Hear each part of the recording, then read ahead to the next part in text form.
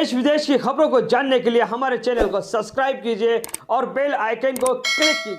नमस्कार, सत श्री अकाल, आदाब जी। मैं मोइनुद्दीन जमाली, एसडीएस न्यूज राजस्थान से। आज की बड़ी खबर, लगातार आप सभी लोगों को मालूम है अयोध्या मसले पे जो कुछ भी चल रहा है और सभी चैनलों पे आप सभी लोग देख रहे हैं कि राम जन्मभूमि का पूजन हो चुका है। वहीं पर माननीय प्रधानमंत्री जी भी पहुंच चुके थे, लेकिन लगातार सारे चैनलों पे जहां राम मंदिर का चर्चा हो रहा था, वहीं असदुद्दीन ओवैसी का भी चर्चा हो रहा था।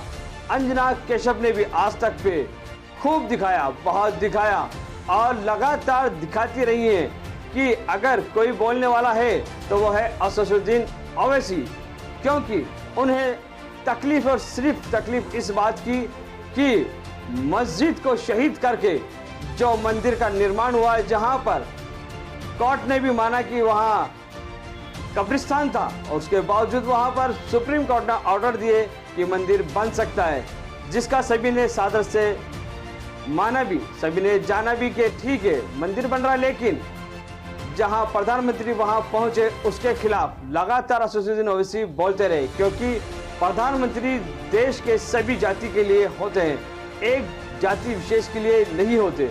लेकिन प्रधानमंत्री नरेंद्र मोदी जी ने यह बता दिया कि वो सिर्फ और सिर्फ एक ही जाति के लिए हैं और उन्होंने ये भी मैसेज दे दिया कि सिर्फ और सिर्फ भारतीय जनता पार्टी और संघ जो काम कर रही है पूरे भारतवर्ष में सिर्फ हिंदुत्व के लिए काम कर रही है। लेकिन लगातार असदुद्दीन ओवैसी ये कहना चाहते हैं कि ये भारतवर्ष है, यह हिंदुस्तान है, जहां सभी जातियों का सम्मान किया जाता है, चाहे हिंदू हो, चाहे मुस्लिम हो, चाहे कोई भी हो, सभी जातियों का यहाँ बड़े ही सादर से सम्मान किया जाता है। लेकिन लगातार इनके बावजूद भी अयोध्या में जो कुछ हुआ आप देख सकते हैं, सुन सकते हैं खुद असदुद्दीन ओवैसी की जुबानी। तो आइए राम मंदिर पर इस असदुद्दीन ओवैसी के नए रण पर चर्चा के लिए सीधे उन्हीं के पास चलते हैं जो इस वक्त हमारे साथ जुड़ रहे हैं। ओवैसी जी, स्वागत है आपका आज तक पर। मेरा पहला सवाल आपसे यही, धर्मनिरपेक्षता के लिए खतरा आप कैसे देख रहे हैं? प्रधानमंत्री अगर इतने लंबे वक्त तक एक फैसला रुका हुआ था, राम मंदिर का निर्माण हो रहा है और खुद सुप्रीम कोर्ट ने सेंटर की भूमिका देखी थी ट्रस्ट बनाने में, फिर प्रधानमंत्री का जाना सेक्युलर इंडिया के खिलाफ कैसे? सबसे पहले तो मैं आपको ये बताना चाहूँगा कि आपने इंट्रोडक्शन में कांग्रेस के जो लोकसभा में लीडर का जिक्र किया, एनसीपी के शरद पवार साहब का जिक्र किया और महाराष्ट्र सीएम का जिक्र किया जो शिवसेना से ताल्लुक है। मेरा मानना यह है कि तीनों पार्टियां, शरद पवार साहब तो उस वक्त कांग्रेस में ही थे, ये तीनों पार्टियां बाबरी मस्जिद की शहादत में बराबर की मुलविस हैं। बल्कि जब पूरे देश से अगर मिट्टी जा रही है तो मैं तो ट्रस्ट के लोगों से कहूंगा कि भैया जरा कांग्रेस के हर पॉलिटिकल ऑफिस से भी मट्टी मंगा लीजिए, क्योंकि इन्होंने भी बड़ा रोल अदा किया बाबरी मस्जिद की डिमोलिशन में। और अब आपका जो अहम सवाल है, देखिए मैडम, आप जानते हैं कि 1966 से पहले राम जन्मभूमि का कोई मसला नहीं था। 66 में वीएचपी बनी और 1989 में बीजेपी ने पालमपुर रेजोल्यूशन पास किया। उसके बाद बाज़ाब्ता राम जन्मभूमि का मसला शुरू हुआ। बल्कि 84 में इंदिरा गांधी के कत्ल से पहले एक रथ यात्रा दिल्ली को आ रही थी। इसमें बीजेपी और शिवसेना का बहुत बड़ा रोल रहा इसको एक इशू बनाने के लिए। और इसमें आप जानते हैं कि पूरे देश में हजारों की तादाद में लोगों की मौत हुई फसादात में। मेरा मानना यह है कि प्राइम मिनिस्टर इस देश के प्रधानमंत्री हैं और देश का प्रधानमंत्री और उनकी सरकार का कोई मजहब नहीं हो सकता। इंडिविजुअली प्रधानमंत्री का रिलीजन हम जानते हैं, मगर क्या देश के गवर्नमेंट का कोई रिलीजन होगा? नहीं हो सकता, इसलिए संविधान इसकी इजाजत नहीं देता। अब जब प्रधानमंत्री वहां पर जाएंगे तो प्रधानमंत्री क्या पैगाम दे रहे हैं? नंबर 1 पैगाम ये दे रहे हैं कि हमारी पार्टी ने, विश्व हिंदू परिषद ने और बीजेपी ने इस राम जन्मभूमि का आगाज किया। हमारी पार्टी ने शिलान्यास के नाम पर परमिशन लिया और बाबरी मस्जिद को शहीद किया। हमारी पार्टी ने अडवाणी की लीडरशिप में रथ यात्रा निकाली और जहां जहां रथ यात्रा गई वहां पर कम्युनल राइट हुआ। नंबर 1 पॉइंट ये कि प्रधानमंत्री वहां अगर जाते हैं जब प्राइम मिनिस्टर, तो पैगाम दे रहे हैं कि हमने अपनी पार्टी की आइडियोलॉजी जो शुरू की थी और उसमें हमने कामयाब हुए। अगर प्रधानमंत्री वहां पर जाते हैं वैसे तो प्रधानमंत्री, तो मैं तो ये कहूंगा कि प्रधानमंत्री बन के नहीं जाएंगे, बल्कि वे कॉन्करर बन के जाएंगे। दूसरी बात यह है कि आप वहां पर जाकर क्या मैसेज देंगे? मैसेज ये देंगे कि मेरा जो रिलीजन है वो सबसे बड़ा है, और प्रधानमंत्री अपने रिलीजन को, अपने बिलीफ को पूरे देश पर मुसल्लत नहीं कर सकते। इसीलिए मैंने कहा कि प्रधानमंत्री 6 साल में मेकशिफ्ट टेंपल पर नहीं गए।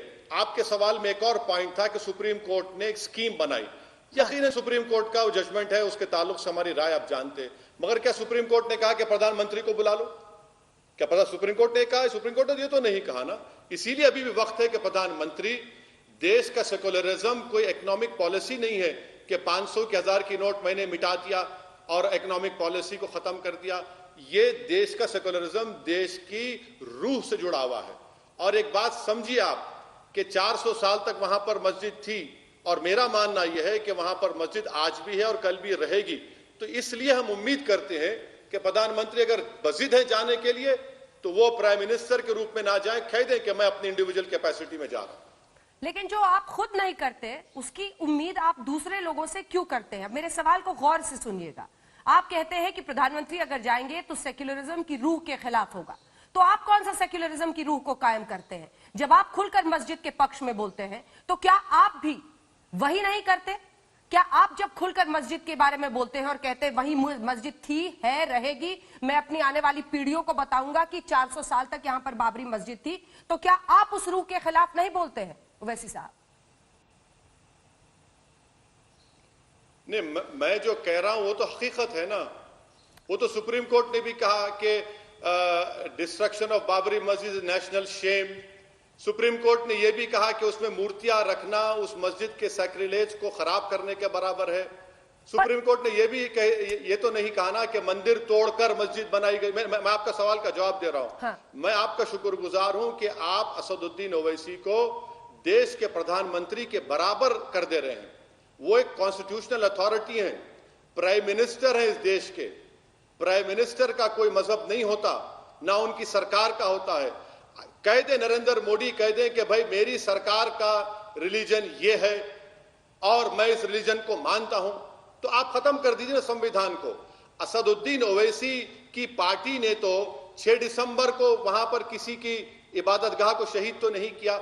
असदुद्दीन ओवैसी की पार्टी ने 22 और 23 दिसंबर 1949 रात के अंधेरे में वहां पर किसी मस्जिद, किसी के इबादतगाह में जाकर नमाज तो नहीं पढ़ी। ये तो फैक्ट है। हमने सुप्रीम कोर्ट को धोखा देकर वहां पर किसी की इबादतगाह को शहीद तो नहीं किया। मगर मैडम, अगर आप मुझे प्राइम मिनिस्टर के बराबर कर रहे हैं तो ये आपकी जर्रा नवाजी है, ये आपकी मैग्नानिमिटी है। मैं आपको सलाम करता हूं, आपने मुझे इतनी इज्जत दी। मैं तो सिर्फ आपके सवाल की ताकत को आंक रही हूं और इसीलिए ये सवाल दोबारा आपसे पूछ रही हूं। नैतिकता का तकाजा कहता है असदुद्दीन ओवैसी जी कि सवाल वो पूछे जो खुद उसको मानता हो। जब आप अपनी आस्था को सरेराह इस तरह से प्रशस्त तरीके से रख सकते हैं, कह सकते हैं कि मैं अपनी आने वाली पीढ़ियों को कहूंगा कि वहां पर बाबरी मस्जिद ही थी, है और रहेगी, तो फिर ऐसे में आप नैतिकता के उस तकाजे पर कहां खड़े दिखाई देते हैं जब आप दूसरों से सवाल पूछते हैं कि ये तो मंदिर मंदिर करते रहते हैं? सवाल ये है। नहीं, आपका सवाल, मैं दोबारा आपने मुझसे सवाल किया, मैं फिर से और क्लैरिफाई करता हूं आपको। असदुद्दीन ओवैसी एक मेंबर ऑफ पार्लियामेंट है। अगर असदुद्दीन ओवैसी जो बात कह रहा है वो फैक्ट पर मुबन्नी है, आप देख लीजिए सुप्रीम कोर्ट के जजमेंट्स में और जितने फैक्ट्स हुए। प्राइम मिनिस्टर ऑफ इंडिया तो नरेंद्र मोदी है। अगर कहीं गलती से असदुद्दीन ओवैसी कभी प्राइम मिनिस्टर नहीं बनेगा, ना मेरी उम्मीद है ना मेरा ख्वाब है, मगर प्राइम मिनिस्टर का आप तकाबुल कर रहे हैं एक मेंबर ऑफ पार्लियामेंट से, यह बहुत गलत है। इसलिए कि मैं देश का प्राइम मिनिस्टर नहीं हूं। देश का प्राइम मिनिस्टर देश के तमाम हिंदू, मुसलमान, सिख, ईसाई, आदिवासी, दलित और जो मजहब को नहीं मानते उनका प्राइम मिनिस्टर है। वो मेरे भी प्राइम मिनिस्टर हैं।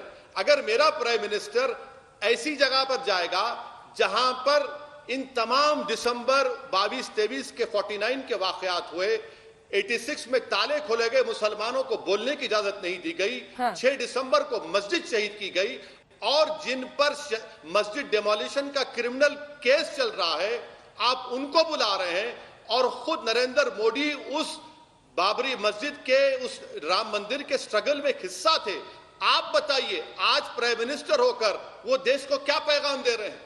क्या वो न्यूट्रलिटी का पैगाम दे रहे हैं? मैं ये कह रहा हूं कि अगर प्राइम मिनिस्टर जाएंगे वहां पर, वो एक कॉन्करर के रूप में जाएंगे। मैं आज भी प्राइम मिनिस्टर से अपील कर रहा हूं अंजना ओम कश्यप के प्रोग्राम के जरिए से। नहीं मालूम प्राइम मिनिस्टर आपका प्रोग्राम देखते नहीं देखते, मगर मैं आज भी कह रहा हूं कि आप बहुत बड़ी गलती कर रहे हैं। ये सेकुलरिज्म के मफाद में नहीं है, ये सेकुलरिज्म हमारे कॉन्स्टिट्यूशन का बेसिक स्ट्रक्चर का हिस्सा है। असदुद्दीन ओवैसी, जिस दिन अगर कोई मिनिस्टर भी खुदा ना खास्ता मैं बन जाऊंगा, जो कभी नहीं बनूंगा, आप सवाल कर लीजिए। मैं आज भी कह रहा हूं कि देश की किसी सरकार को किसी मजहब के रिलीजियस रिचुअल्स में एक पैसा भी खर्चना नहीं चाहिए। हमारा कोई हिस्सा उससे नहीं होना चाहिए। हमारा कॉन्स्टिट्यूशन ये कहता है कि सरकार होगी वो रिलीजन से ऊपर होगी। रिलीजन सेलिब्रेट करिए, रिलीजन को मानिए, जो नहीं मानता उसको मानिए, मगर प्रधानमंत्री वहां पर जाकर जख्मों पर मरहम नहीं बल्कि और जख्मों में इजाफा कर रहे हैं। वो देश को जोड़ नहीं रहे बल्कि और वहां पर देश में और डिविजन्स पैदा कर रहे हैं। नहीं, जख्मों को तो आप कुरेद रहे हैं। जिस मामले पर देश में एक राय बन गई, क्या नए सिरे से उसे कुरेद नहीं रहे हैं? जब आप बाबरी मस्जिद का बार बार जिक्र करते हैं, जब आप सांप्रदायिकता, माफ कीजिएगा, आप धर्मनिरपेक्षता को खतरा बताते हैं, क्योंकि बीजेपी कह रही है कि आप सांप्रदायिकता फैला रहे हैं इस तरह की बातें करके। पीएम तो हर जगह जाते रहे, वो काशी भी जाते रहे, वो केदारनाथ भी जाते रहे, हर जगह की तस्वीरें हम दिखा रहे हैं। इससे तो देश की धर्मनिरपेक्षता को कोई खतरा नहीं हुआ। ना आपके मस्जिद जाने से, वहां की तस्वीरें दिखाने से खतरा होता है। नहीं, यकीनन प्रधानमंत्री सब जगह गए, मगर मुझे बता दीजिए कि बाबरी मस्जिद और राम मंदिर का जो इशू है, आप जितने अभी मजहबी जगहों की बातें की, क्या उनमें इस तरह का वायलेंस हुआ? क्या उसमें इस तरह का खून बहा मासूम हिंदुस्तानियों का?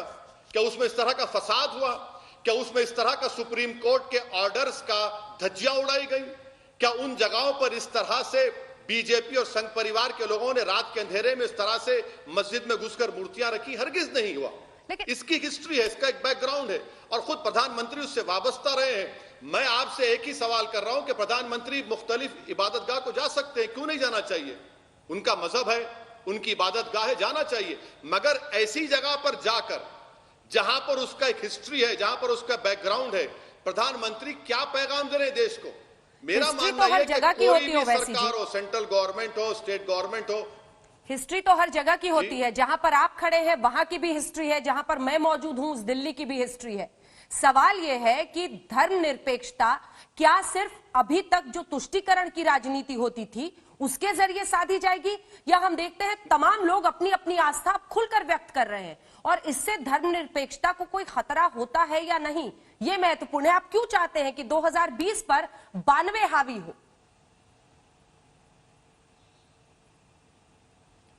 92 तो हमेशा हावी रहेगा ना। आपकी नजर इतना हावी रहेगा कि आप देखेंगे कि आने वाले सालों में आप देखेंगे कि ज्ञानवापी और मथुरा का भी मसला छिड़ेगा। आप देखेंगे और बहुत से मसाजिद का मसला छिड़ेगा। आप ये क्यों भूल जा रहे हैं कि 92 किसने किया? 92 बताइए मुझे आप। किसने सुप्रीम कोर्ट को ये वादा करके, वादे से मुकर के सारी दुनिया के सामने मस्जिद को शहीद किया? किसने किया बताइए आप? किसने 22 दिसंबर 1949 को आजादी मिलने के 2 साल के अरसे में रात के अंधेरे में मूर्तियां रख दी? किसने आधे घंटे की हियरिंग में 20 पेज का ऑर्डर दिया जहां पर मुसलमानों की सुनवाई नहीं हुई? आप बताइए ना, किसने किया? ये मैंने किया। ये कौन जिम्मेदार है इसका? देश किससे चलेगा? सर्वोच्च अदालत के फैसलों से को प्रधानमंत्री और दे रहे हैं। देश किससे चलेगा? सर्वोच्च अदालत के फैसलों से या ओवैसी जी की अदालत से? देश तो सर्वोच्च अदालत से चलेगा। ये सर्वोच्च अदालत को सामने रखना था कि किस कौन कसूरवार है।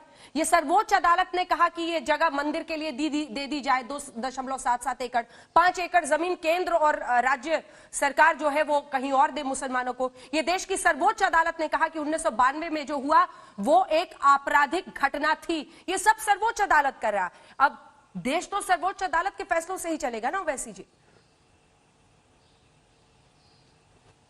देखिए, देश की सुप्रीम कोर्ट का फैसला आ गया, वो हमारी आखिरी कोर्ट ऑफ अपील है, और मेरा मानना यह है कि वो फैसला सही फैसला नहीं था। मैं सुप्रीम कोर्ट की इज्जत करता हूं। जस्टिस जेएस वर्मा ने सही कहा था सुप्रीम कोर्ट के बारे में कि सुप्रीम कोर्ट सुप्रीम है बट इनफेलेबल नहीं है। यही सुप्रीम कोर्ट ने एडीएम जबलपुर को 40 साल पहले सही कहा था, फिर यही सुप्रीम कोर्ट ने उसको गलत कहा। मैं आपसे ये कह रहा हूं कि ये गलत हो रहा है। क्या सुप्रीम कोर्ट फैसला आने के बाद भी प्रधानमंत्री का ये नहीं जानते कि बाबरी मस्जिद में पालनपुर का रेजोल्यूशन बीजेपी ने पास किया? क्या प्रधानमंत्री नहीं जानते कि अडवाणी की रथ यात्रा निकली थी? क्या प्रधानमंत्री नहीं जानते कि 6 दिसंबर को बाबरी मस्जिद को शहीद किया गया? अरे ये सब हिस्ट्री का हिस्सा नहीं है, फैक्ट भी तो है ना मैडम। और सुप्रीम कोर्ट ने इस तमाम बातें की। क्या सुप्रीम कोर्ट ने कहा कि प्रधानमंत्री को बुलाइए? क्यों सुप्रीम कोर्ट को आप खामखा बीच में लाते हैं? सुप्रीम कोर्ट ने अपना फैसला दिया, हमने अपनी राय दी। ये प्रधानमंत्री का जाना मुस्तकबिल में और भी ऐसे कई मजहबी इबादत गाह हैं जहां पर संघ परिवार की नजरें आज भी हैं। इसीलिए बार बार उनका नारा यही था कि बाबरी एक झांकी है और भी कई बाकी है। ये होगा। सुप्रीम कोर्ट में अभी एक अर्जी दाखिल हो चुकी है, सुप्रीम कोर्ट ने उसका भी नोटिस नहीं लिया। वो कहते हैं कि 1991 religious place of worship act को खत्म किया जाए।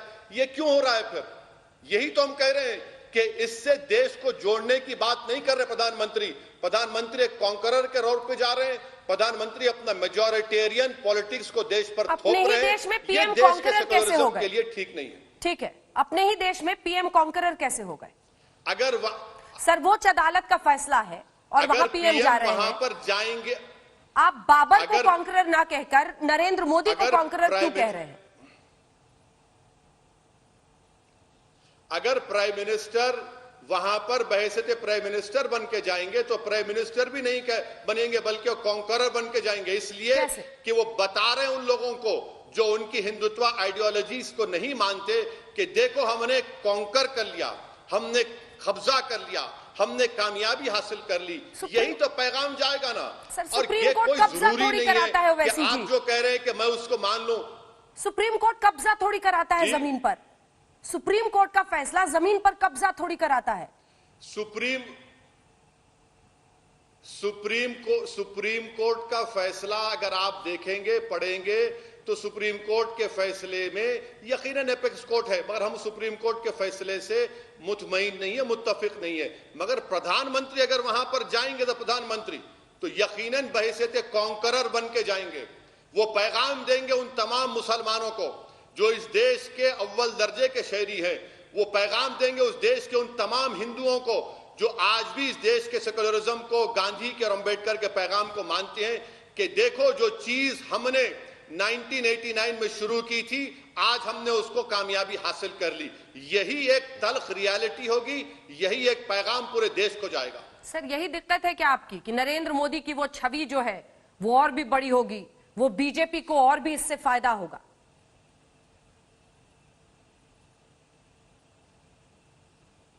नहीं, मेरी परेशानी संविधान है मैडम, मैं संविधान को बचाना चाह रहा हूं।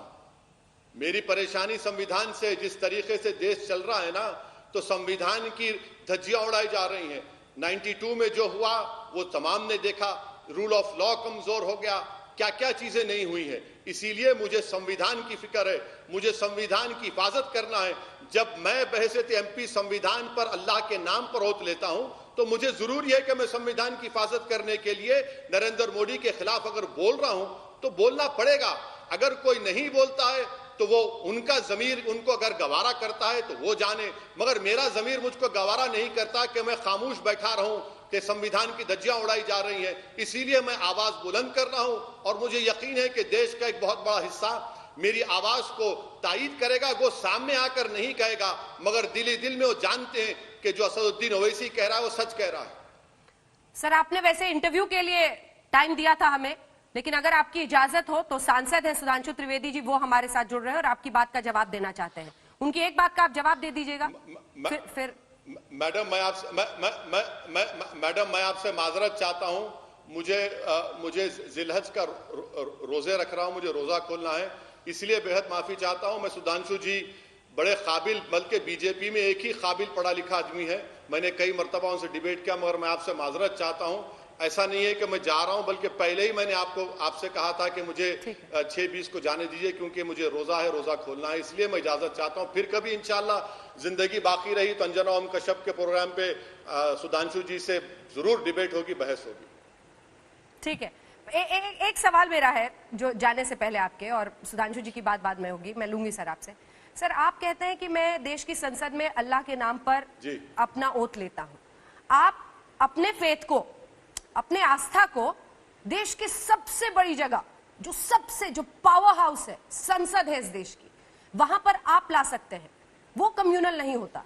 लेकिन अगर प्रधानमंत्री अयोध्या चले जाए राम मंदिर के लिए तो वो कम्युनल हो जाता है। ये कितने लोग स्वीकारेंगे? मैडम, बहुत आसान जवाब है इसका। क्या असदुद्दीन ओवैसी दीन इस्लाम को किसी पर मुसल्लत कर रहा है, फोर्स कर रहा है कि यही मेजॉरिटेरियन सही रिलीजन है, इसको मानना पड़ेगा? क्या मैंने ऐसा किया? नहीं किया। मैंने अगर अल्लाह के नाम पर पार्लियामेंट में बहसत मेंबर ऑफ पार्लियामेंट ओथ लिया, क्योंकि लॉ में इजाजत है उसकी। प्रधानमंत्री ये कह रहे हैं कि मेरा बिलीफ सबसे बड़ा है, ये कहां और कहा मैं उस उन्होंने? बिलीफ को उन्होंने सब अभी पर तक एक मुसल्लत बयान नहीं करूंगा, दिया है। इंपोज करूंगा। सर, उन्होंने एक बयान नहीं दिया अभी तक अयोध्या पर, एक अच्छा, बयान नहीं दिया है। सुनिए, मैं आपकी मेमोरी को ताजा कर देता हूं। 2014 में मैं पार्लियामेंट में बैठा था, प्रधानमंत्री बहैसियत प्रधानमंत्री पहली स्पीच देते हैं और देश की सबसे बड़ी पंचायत में खड़े होकर कहते हैं कि 1200 साल की गुलामी के बाद हमको सत्ता मिली है। बताइए मैं क्या सोचूं? मुझे तो मालूम है कि 200 साल के अंग्रेजों की गुलामी थी। 1200 साल की गुलामी के बाद सत्ता मिली। वो देश का प्रधानमंत्री जो अंबेडकर के संविधान पर ओथ लेकर आता है, ये जुमला का। अब आप बताइए, प्रधानमंत्री क्या कर रहे थे? प्रधानमंत्री कोई मिठाई बांट रहे थे?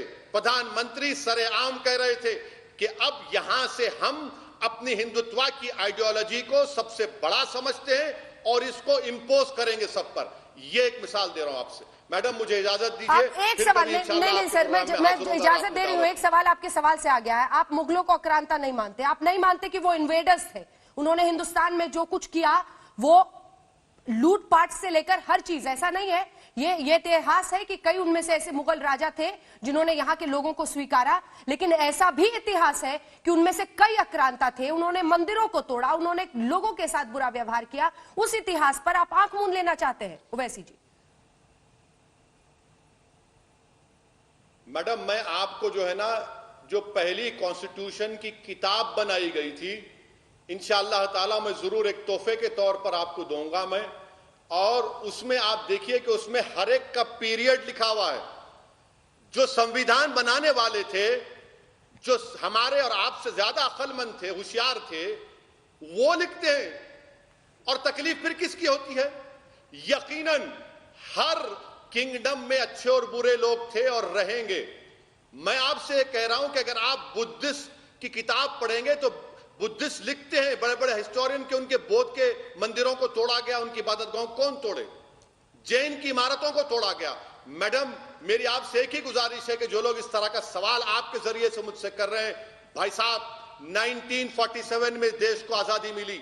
इस देश की आजादी में सबने हिस्सा लिया और हमने अपने आप को एक संविधान दिया जिसको बाबा साहिब अंबेडकर ने बनाया। और वो संविधान किसी मजहब को नहीं मानता, वो संविधान तमाम मजहब को सेलिब्रेट करता है। अगर तारीख में आप जाना चाहेंगे तो यकीनन सबने बुरा किया। अब तो ताजमहल को मंदिर कह रहे हैं। बताइए अंजना ओम कश्यप, आप क्या कहेंगे उसके बारे में? इसीलिए मैंने आपके प्रोग्राम में कहा था कि ये शुरुआत है। जैसा कि शायर ने कहा था कि लम्हों ने खता की, सदियों ने सजा पाई। चलिए ठीक है, जिस दिन लाइव प्रसारण होगा खोट निकालने के लिए सही लाइव प्रसारण देखिएगा।